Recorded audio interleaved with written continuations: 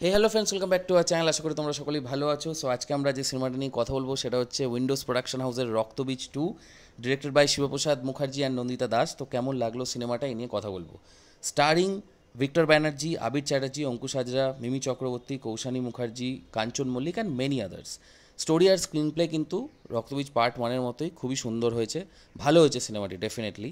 কিন্তু একটা ছোট্ট প্রবলেম যেটা আমাদের মনে হয়েছে সেটা হচ্ছে গানগুলো মনে হয় প্রয়োজন ছিল না। গানগুলো যদি সরিয়ে দেওয়া যেত কিছু কিছু গান, তাহলে ডেফিনেটলি রান টাইমটা আরও শর্ট হতো, স্ক্রিন প্লেটা আরও ক্রিস্প হতো। আর যেহেতু অনেকগুলো ক্যারেক্টার্সকে দেখানো হয়েছে এই সিনেমাটাতে, ওগুলোর যদি একটা ভালো ইন্ট্রোডাকশন হতো, মানে কিভাবে ওরা আসছে, ওদের যদি একটা ভালো ব্যাক স্টোরি হতো, তাহলে বেটার হতো।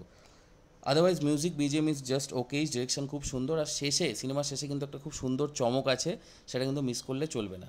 We are going with 3.5 out of 5 star. Definitely সিনেমাটা হলে গিয়ে দেখো, লাইক শেয়ার অ্যান্ড সাবস্ক্রাইব।